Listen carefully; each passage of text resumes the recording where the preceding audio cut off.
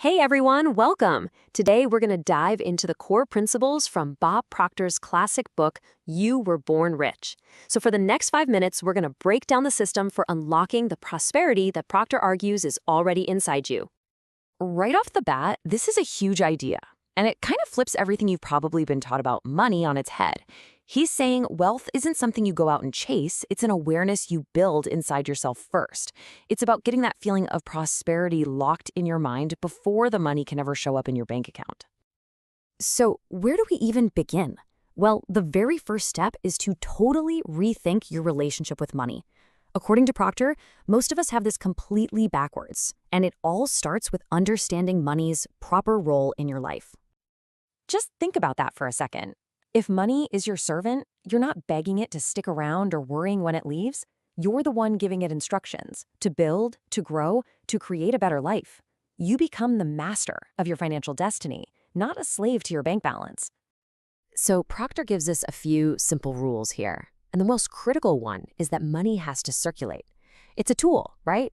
It's meant for exchange, for enjoyment, for providing services. See, when you just hoard money because you're scared, you're basically stopping the very flow that brings more of it to you. Okay, so we've got money's role sorted. Now let's talk about the engine that makes it all happen, your mind. This is where the magic really happens. It's an inside game. And now, this isn't just wishful thinking. Think of your subconscious mind like a GPS.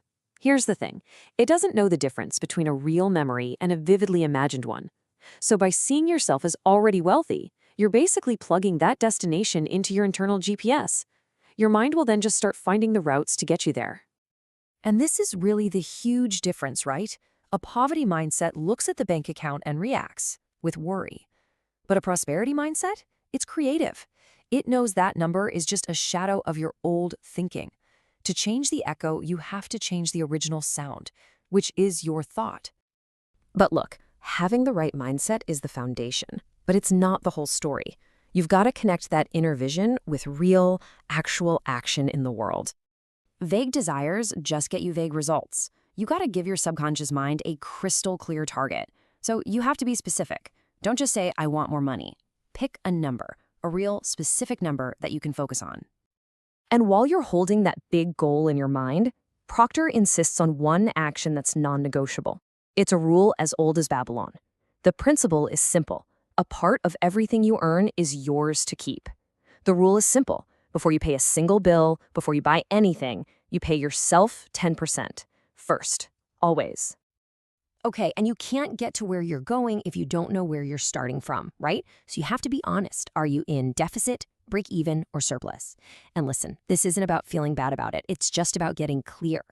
Because that awareness is the first step to creating a new plan. So you might be thinking, how does this all actually work? Well, Proctor says it's not some kind of magic trick. It's all based on universal laws that are just as real and predictable as gravity. And if you understand them, you can make them work for you. And this is so important to get. Creation only flows in one direction. It always goes from the unseen to the seen.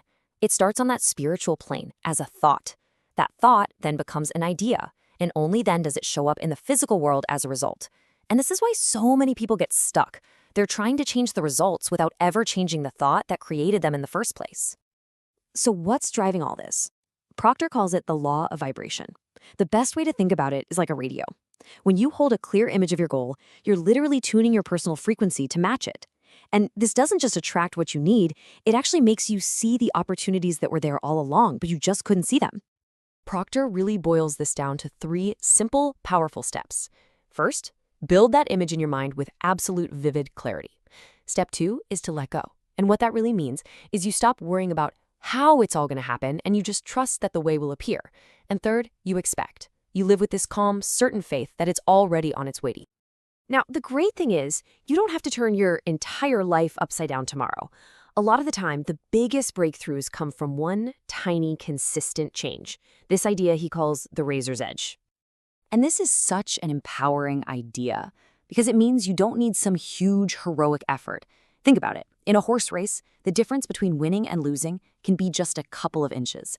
Your huge breakthrough might be that close. So what does this actually look like in real life? I mean, maybe it's just getting up an hour earlier to think and plan your day. Or it could be reading a great book for 15 minutes every single morning. Or maybe it's just finally letting go of one old idea that's been holding you back. Any one of these small things can be the one key that opens that massive door. So we're going to leave you with this question, because this book isn't just something to read, it's something to do. So what's that one little change you can make? What's your razor's edge? Because as he says, you were born rich.